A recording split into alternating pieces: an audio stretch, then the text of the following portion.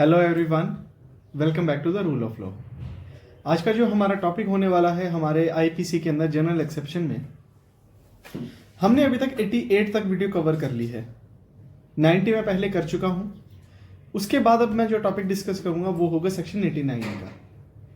Section 89, देखिए section 89 जो है हमारे आईपीसी का बहुत ही ज्यादा इंपॉर्टेंट सेक्शन निकल कर आता है। क्यों? क्योंकि इसमें जो कंसेंट की बात करी गई है वो करी गई है गार्डियन के बारे में। जो गार्जियन होता है किसी का भी, देखिए इसमें दो पर्सन्स के लिए गार्डियन डील किया गया है सेक्शन 89 में। सबसे पहला, कंसेंट उसके लिए जो 12 साल से नीचे है। दूसरा, कंसेंट उसके लिए जो कि अनसाउंड माइंड का पर्सन है। जब हम बात करते हैं कि पर्सन जो 12 ईयर्स ऑफ बिलो है और अनसाउंड माइंड का पर्सन है, उनके लिए जब भी कोई कंसेंट दी जाएगी, क्योंकि वो लॉ में इनकैपेबल कंसिडर किए जाते हैं कंसेंट देने के लिए, तो उनके कंसेंट कौन देगा? उनका गार्जियन। तो गार्जियन कैसे देगा, उसके लिए हमारा गिवन है सेक्शन 89 के अंदर प्रोसेस। देखिए जब सेक्शन 89 की बात करते हैं कंसेंट की, जब यहां पे गार्जियन से बात करते हैं तो गार्जियन हमारे यहां पर बात किया गया है जो बोलता है लॉफुल गार्जियन। लॉफुल गार्डियन कौन होता है? इसका दो वर्ड से बाइफर्केशन निकलता है। एक तो लीगल गार्डियन और एक होता है लॉफुल गार्डियन। लीगल गार्डियन कौन होता है? सबसे पहले लीगल गार्डियन वो होता है जैसे कि बच्चे के फादर, वो उसके लीगल गार्डियन है। फादर के बाद उस बच्चे की मदर उसकी लीगल गार्डियन है। वाइफ के लिए उसका हस्बैंड लीगल गार्डियन है। तो लॉफुल गार्डियन कौन होता है? लॉफुल गार्डियन वो होता है जो कि लीगल गार्डियन अपॉइंट करता है। जैसे कि स्कूल लॉफुल गार्डियन होता है बच्चे के लिए। कौन बनाया उन्होंने लॉफुल गार्डियन? किसने बनाया उन्हें लॉफुल गार्डियन? पेरेंट्स ने। तो ये समझना आपके लिए बहुत इंपॉर्टेंट है कि लॉफुल और लीगल गार्डियन में डिफरेंशिएशन क्या है। तो यहां से फिर हमारी जो बात निकलती है सेक्शन 89 की, जब ये कंसेंट की बात हमारे यहां पर कर जाते हैं कि वो देंगे, गार्डियन जो है कंसेंट देंगे, तो उसके अंदर जो हमारे प्रोवाइजोस गिवन है, जो प्रोवाइजो दिए गए हैं हमारे सेक्शन 89 के अंदर 4, वो समझने बहुत ज्यादा इंपॉर्टेंट हैं। क्यों? क्योंकि जो प्रोवाइजोस हैं वही हमें क्लियर करते हैं कि सेक्शन 89 के अंदर जो गार्जियन है वो कंसेंट जो जब देगा तो किस किस पॉइंट के लिए उसकी कंसेंट वैलिड होगी। तो देखिए सबसे पहले जो हमारा सेक्शन 89 बोलता है उसमें कंसेंट जो आप नहीं दे सकते, there is no intention, no desire और अटेम्प्ट टू डेथ। इस बात के ऊपर गार्डियन कभी भी कंसेंट नहीं दे सकता। किस बात के लिए?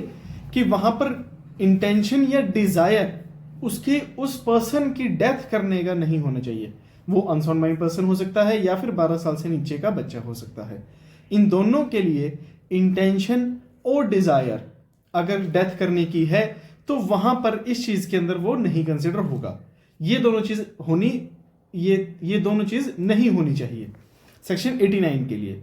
और सेकेंडली जो बात करता है, ये बात करता है कि knowledge to death is allowed only and only if the benefit is. ये बहुत इंपॉर्टेंट पॉइंट निकलता है कि देखिए जब फर्स्टली में तो मैंने आपको बोल दिया कि डेथ करने की डिजायर नहीं है तो उसे बेनिफिट नहीं मिलेगा। अगर डेथ करने की डिजायर है, अगर उसकी डेथ करने की या उनकी इंटेंशन है उसे हार्म पहुंचाने की, तो उसका बेनिफिट नहीं मिलेगा। लेकिन यहां पर अगर उसका बेनिफिट है, मान लीजिए कैसे बेनिफिट है, कोई बच्चे का एक्सीडेंट हो गया, लॉफुल गार्डियन है आप, तो डॉक्टर बोलता है कि सर या तो ऑपरेशन करवाओगे तो डेथ होने के भी चांस हैं, वरना डेथ तो नेचुरली भी होगी। तो वहां पर आपका लॉफुल गार्डियन जो है, आप उस बात की कंसेंट देंगे कि कोई बात नहीं, हम आपको उसकी कंसेंट दे रहे हैं कि आप इसे सेव करें, लेकिन चांसेस हैं कि डेथ भी हो सकती है, तो कुछ भी हो सकता है। तो उस बात के लिए भी यहां पर आप कंसेंट दे सकते हैं, वहां पर उसके बेनिफिट के लिए। तो यहां पर सेकंडली क्या बोलता है, that this exception shall not extend to the doing of anything which the person doing it knows to be likely to cause death for any purpose other than the prevention of death. देखिए other than prevention of death, ये word underline कर ले आप। ये word समझना बहुत ज्यादा important है क्योंकि इसी वर्ड के ऊपर ही हमारा ये पॉइंट है निकलता सारा का सारा। क्योंकि ये जो बोलता है other than the prevention of death, ये समझना बहुत ज़्यादा इंपॉर्टेंट है। और grievous hurt other than the death और ग्रीवियस हर्ट और the curing of any grievous disease और इन्फर्मिटी। देखिए, क्योरिंग अदर डिजीज और इन्फर्मिटी, ये भी चीज समझनी बहुत इंपॉर्टेंट है। इन्फर्मिटी का मतलब क्या है? इन्फर्मिटी का मतलब समझ लेते हैं। देखिए, जो इन्फर्मिटी का मतलब है, इन्फर्मिटी का मतलब है कि जब भी कोई गार्डियन किसी बात की कंसेंट देते हैं और उन्हें पता है कि मैंने ऐसी बात की कंसेंट दी है जहां पर इसको हार्म हो सकता है, तो उसको हम इन्फर्मिटी कहते हैं। इसीलिए यहां पर वर्ड यूज किया गया है इन्फर्मिटी। अब आते हैं थर्डली पे। जो थर्डली पॉइंट है हमारा, उसको समझ लेते हैं। थर्डली जो बोलता है that this exception shall not extend to the voluntarily causing of grievous hurt or to the attempt to cause grievous hurt unless it is for the purpose of preventing death or grievous hurt or the curing of any grievous disease or infirmity। Her point के अंदर एक point अलग निकलता है, सिर्फ एक ही word है जो उसको हर सेक्शन से, हर पॉइंट से अलग बना रहा है। सबसे पहले में मैंने क्या बताया था आपको? इंटेंशनली कॉजिंग ऑफ डेथ और ग्रीवियस हर्ट, सिर्फ इतनी बात। सेकेंडली में क्या बताया? Other than prevention of death और ग्रीवियस हर्ट, अगर आप कोई एक्ट करते हैं तो आप लायबल होंगे। थर्डली में क्या बताया मैंने आपको? This exception shall not extend to the voluntarily causing of grievous hurt और the attempt to cause grievous hurt unless it is for the purpose. अगर वो अटेम्प्ट भी हो गया उसको हर्ट करने का या ग्रीवियस हर्ट पहुंचाने का, तो भी आपको बेनिफिट मिलेगा, क्योंकि आपने जो कंसेंट दी है वो उसके बेनिफिट के लिए दी है, ना कि उसे इंटेंशनली वॉलेंटरली हार्म पहुंचाने के लिए। आपने जो भी एक्ट किया है, अगर वो उस बच्चे के या अनसनमाइंड पर्सन के गुड फेथ के अंदर है, तो आपको उसका कंप्लीट इम्यूनिटी मिलेगी, कंप्लीट आपको उस चीज का बेनिफिट मिलेगा। तो यहां तक हमारा थर्डली तक ही सेक्शन क्लियर हो जाता है। अब आता है last, fourthly, that this exception shall not extend to the abetment of any offence to the committing of which offence it would not extend. ये क्या बोलते हैं कि अनलॉफुल एक्ट के लिए आप कोई भी कंसेंट नहीं देंगे।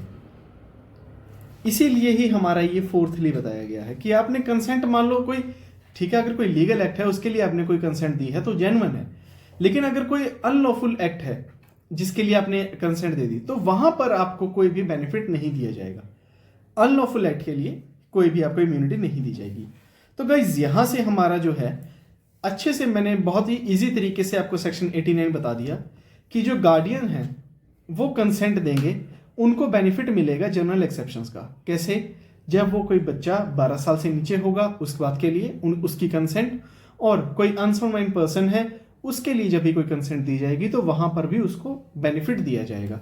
लेकिन उसका जो मेन प्रोवाइजो है वो हमारे सारे के सारे ये बोलते हैं कि उसके गुड फेथ में, उसकी वेल बीइंग के लिए होना चाहिए सारा एक्ट, तभी उस बात का, तभी उस चीज के लिए आपको उसका बेनिफिट मिलेगा। तो आई होप कि आपको यहाँ से जो है हमारी वीडियो कंप्लीटली समझ आ गई होगी। बहुत इजी है। पसंद आई है तो गाइज इस वीडियो को लाइक जरूर कीजिएगा, नए हैं तो चैनल को सब्सक्राइब कर लीजिएगा और अपनी फैमिली फ्रेंड के साथ शेयर जरूर कीजिएगा। Thank you so much, bye bye, take care, सत्यमेव जयते।